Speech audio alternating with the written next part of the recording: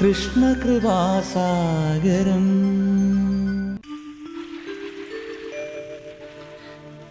മോനെ രാമ, മല തന്നെത്താൻ പൊങ്ങിയതല്ല. എന്റെ മകൻ മല ചുമക്കുകയാണ്. ആ ഉണ്ണിക്കൈകൾ തളരില്ലേ?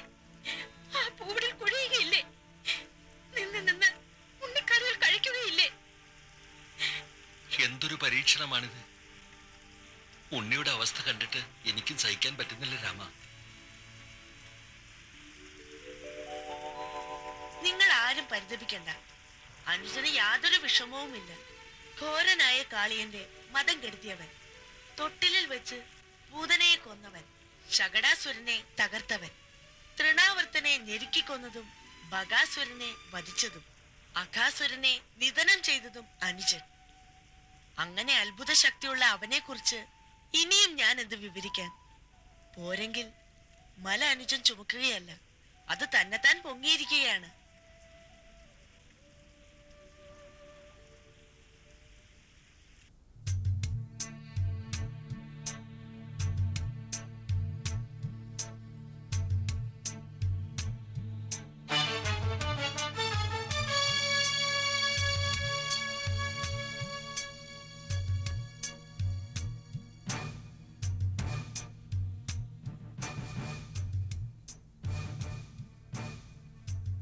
ദയവായി അങ്ങ് ശാന്തനാവും. ഇത്രമേൽ വിക്ഷോഭം ഒരിക്കലും ഉചിതമല്ല. 7 വാസരങ്ങൾ ഒരു കൊച്ചുകുട്ടി ഗോവർദ്ധന പർവ്വതവും ചൂടി അജഞ്ചലായി നിൽക്കുകയെന്നോ? അസാധ്യം. അതിൽ അത്ഭുതത്തിന് അവകാശമില്ല പ്രഭു. പണ്ട് പാലാഴി മഥന വേളയിൽ ആഴിയിൽ താഴ്ന്നുപോയ മന്ദരഗിരിയെ കൂർമ്മമായി അവതരിച്ച് മുതുകിൽ ഉയർത്തിയ ഭഗവാന് ഗോവർദ്ധനോദ്ധാരണം ഒരു വിനോദം മാത്രമാണ്. ഭാരകൻ മറ്റാരുമല്ല പ്രഭു. 7 ദിവസം അതിഘോരമായ പ്രളയവർഷം പെയ്തിട്ടും വൃന്ദാവനവാസികൾക്കോ അവരുടെ ഗോക്കൾക്കോ യാതൊരു വിപത്തും സംഭവിച്ചില്ലെന്നും അറിയുക. ഇതൊന്നും മനുഷ്യസാധ്യമല്ല പ്രഭു, ഒരിക്കലും. എന്ന് വരികിൽ നമ്മുടെ ധാരണകൾ അഹിതങ്ങളായിരുന്നുവെന്നോ? നിശ്ചയമായും പ്രഭു. തുറന്നറിയിക്കുന്നതിൽ അങ്ങ് കോപിക്കരുത്. കോപാവേശിതനായ അങ്ങയുടെ കൽപ്പന പാലിച്ച് സംഹാരാത്മകനായി മാറിയ മേഘരാജനും തളർന്നു കഴിഞ്ഞു. പിന്തിരിഞ്ഞാൽ അങ്ങയുടെ ക്രോധാഗ്നിക്ക് പാത്രമാവുമോ എന്ന് ഭയന്ന് ശ്രമം തുടരുന്നുവെന്നേ ഉള്ളൂ.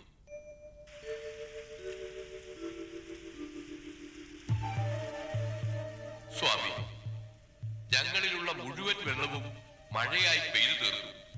ഇനി ഞങ്ങളിൽ ഒരു തുള്ളി വെള്ളം പോലും ബാക്കിയില്ല. പക്ഷേ ഞങ്ങൾക്ക് ഗോവർദ്ധന പർവ്വതത്തിന്റെ ഒരു കഷ്ണം പോലും ഉടയ്ക്കാൻ കഴിഞ്ഞില്ല. അത് നാം കണ്ടുകൊണ്ടിരിക്കുകയാണ്.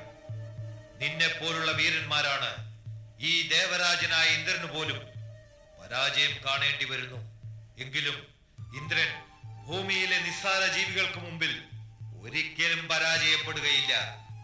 ഇപ്പോൾ ഞാൻ എന്റെ മഹാവജ്രായുധം കൊണ്ട്, ഗുരു തന്ന മഹാമന്ത്രം കൊണ്ട് നടത്തുന്ന പ്രയോഗത്താൽ സകല ഗോകുലവാസികളും ഒരേ ഒരു പ്രഹരത്താൽ ഭസ്മമായി പോകുന്നതാണ്.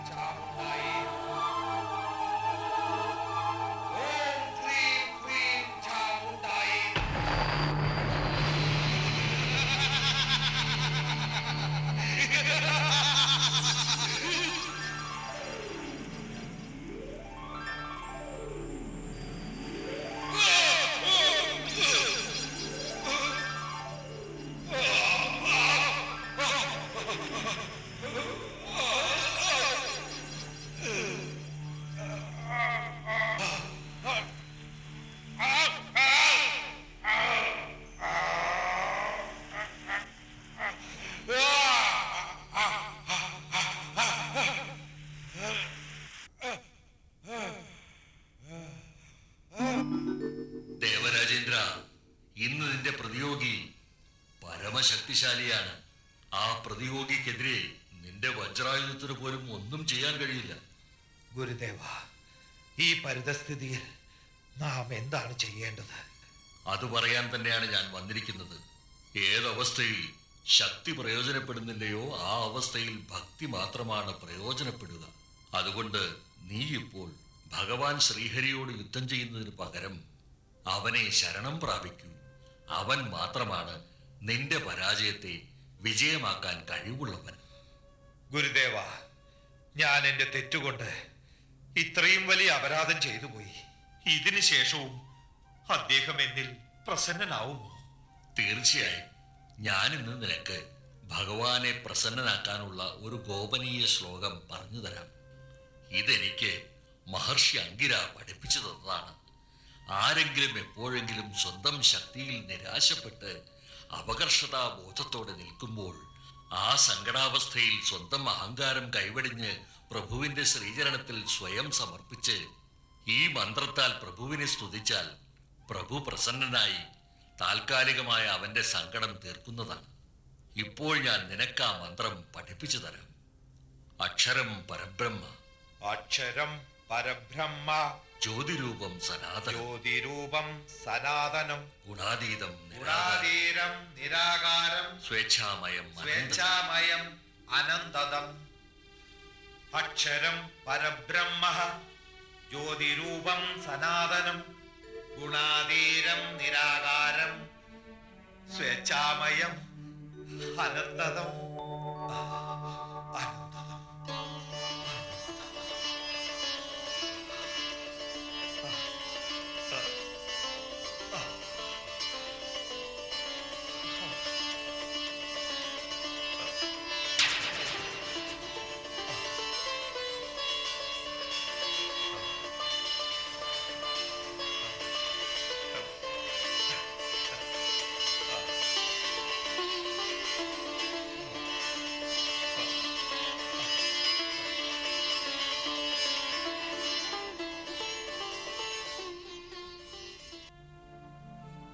പരാജയം സുനിശ്ചിതം.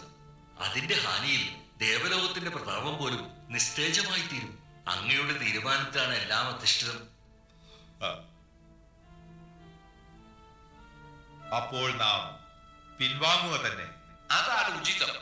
വൈകുണ്ഠനാഥന്റെ പൂർണ്ണ അവതാരമാണ് കൃഷ്ണൻ എന്നുള്ള പരമാർത്ഥം ഉൾക്കൊണ്ടാൽ പരാജയം വരിച്ചുവെന്ന് മനസ്സിനെ ചഞ്ചലപ്പെടുത്തേണ്ടതുമില്ല. ഇനി അഥവാ ആണെങ്കിലും ജഗത് നിയന്താവായ വിഷ്ണുദേവന്റെ മുന്നിലല്ലേ. അത് മാനഹാനിയല്ല, മറിച്ച് പുണ്യം തന്നെ.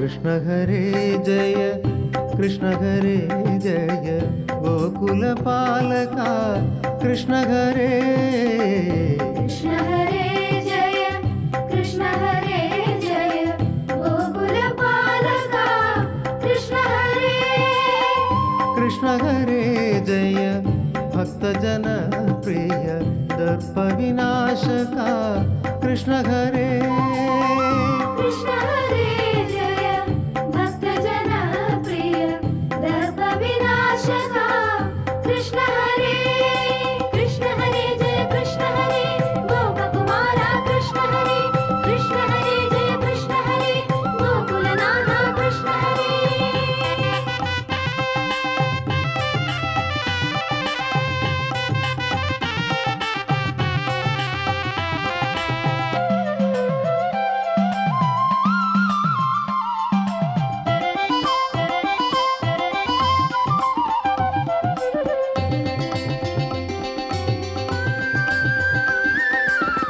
गोवर्धनगिरि कुडयाय चूडिय गोपकुमारा श्रीकृष्ण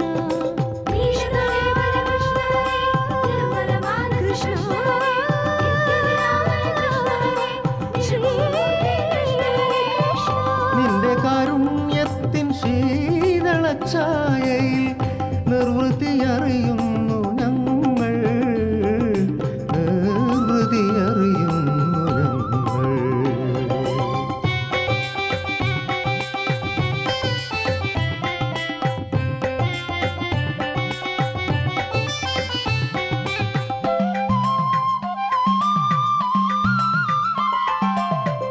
പകലുകൾ രാവുകൾക്ക് വഴിമാറുന്നു, പല കുറിമഴ മേഘം പെയ്തൊഴിയുന്നു. പകലുകൾ രാവുകൾക്കു വഴിമാറുന്നു, പല കുറിമഴ മേഘം പെയ്തൊഴിയുന്നു. ഇടിമിന്നൽ വാൾ ചുഴറ്റി ഇരുളെത്തുന്നു, കൊടുങ്കാറ്റിൻ പേക്കോലം തുള്ളിയുറയുന്നു. ഇടിമിന്നൽ വാഴ്ചുഴറ്റി ഇരുളെത്തുന്നു, കൊടുങ്കാറ്റിൻ പേർക്കോലം തുള്ളിയുറയുന്നു. എങ്കിലും ഭയമില്ല കണ്ണാ, ഞങ്ങൾ നിൻ കാരുണ്യ പർവ്വതത്തിൻ കീഴിലല്ലോ. നീലകലേവര കൃഷ്ണ ഹരേ, നിർമ്മല മാനസ കൃഷ്ണ ഹരേ, നിത്യനിരാമയ കൃഷ്ണ ഹരേ, നിരുപമ മൂർത്തേ കൃഷ്ണ ഹരേ.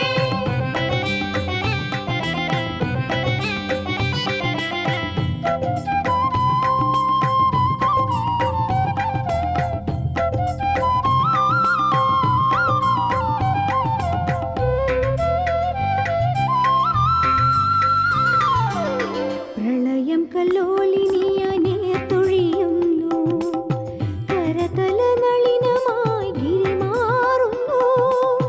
പ്രളയം കല്ലോലിനിയായി നേർത്തൊഴിയുന്നു, കരതല നളിനമായി ഗിരിമാറുന്നു. ഭീതിതൻ നാളുകൾ സ്മൃതിയാകുന്നു, വ്രജമെങ്ങും ആനന്ദം കാന്തി ചൊരിയുന്നു. ഭീതിതൻ നാളുകൾ സ്മൃതിയാകുന്നു, വ്രജമെങ്ങും ആനന്ദം കാന്തി ചൊരിയുന്നു.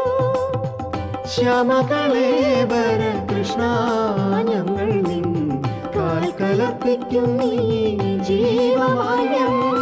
കൃഷ്ണ ഹരേ ജയ കൃഷ്ണ ഹരേ, ഗോപകുമാര കൃഷ്ണ ഹരേ, കൃഷ്ണ ഹരേ ജയ കൃഷ്ണ ഹരേ, ഗോകുലനാഥ കൃഷ്ണ ഹരേ, നീലകലേവര കൃഷ്ണ ഹരേ, നിർമ്മല മാനസ കൃഷ്ണ ഹരേ, നിത്യനിരാമയ കൃഷ്ണ ഹരേ, നിരുപമ മൂർത്തേ കൃഷ്ണ ഹരേ, കൃഷ്ണ ഹരേ ജയ കൃഷ്ണ ഹരേ, ഗോപകുമാര കൃഷ്ണ ഹരേ, കൃഷ്ണ ഹരേ ജയ കൃഷ്ണ ഹരേ, ഗോകുലനാഥ കൃഷ്ണ ഹരേ.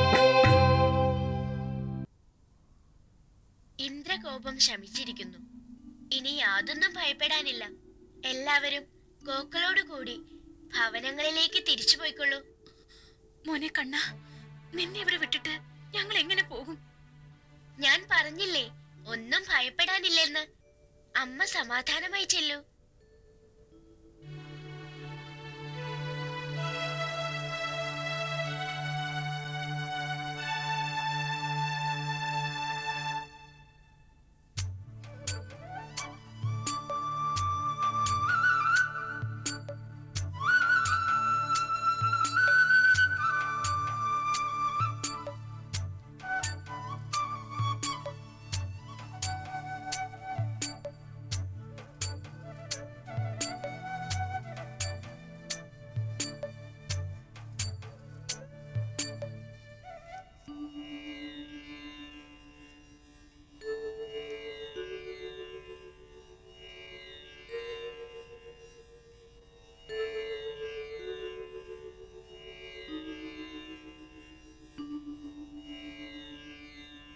വന്ദനം മഹർഷേ.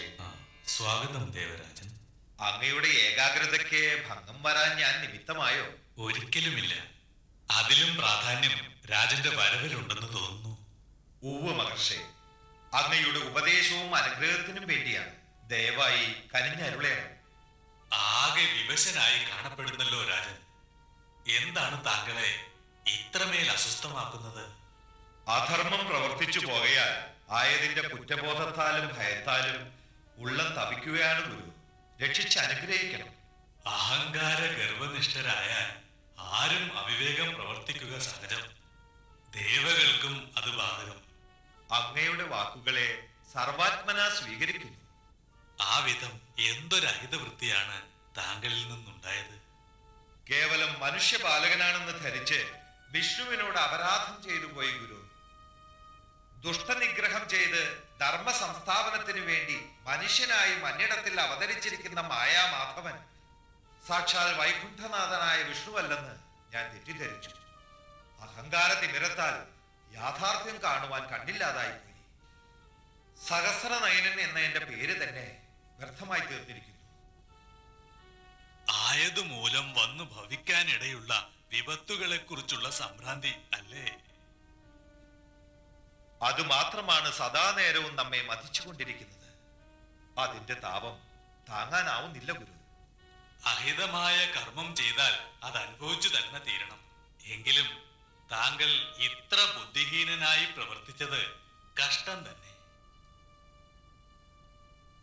എന്റെ അപരാധത്തിന് എന്താണ് ഒരു പ്രതിവിധി എന്ന് ദയവായി ഉപദേശിച്ച് എന്നെ രക്ഷിക്കണം ഗുരു. വിഷ്ണു പ്രീതി കൈവരിക്കുക, അത് മാത്രമേ മാർഗമുള്ളൂ. അതിനായി അക്ഷരം പരബ്രഹ്മം ജ്യോതിരൂപം സനാതനം എന്ന മന്ത്രം ചൊല്ലി ധ്യാനിക്കുക. അക്ഷരം പരബ്രഹ്മം ജ്യോതിരൂപം സനാതനം. അക്ഷരം പരബ്രഹ്മം ജ്യോതിരൂപം സനാതനം. ഉപരി അനുഷ്ഠിക്കേണ്ട മറ്റൊന്നുകൂടിയുണ്ട്. എന്താണ് ഗുരു? വസുദേവപുത്രന്റെ പാതാരവിന്ദങ്ങളിൽ ചെന്ന് അഭയം പ്രാപിച്ച് ക്ഷമാപണം ചെയ്യുക. നിശ്ചയമായും ചെയ്തുകൊള്ളാം. മംഗളം ഭവിക്കട്ടെ.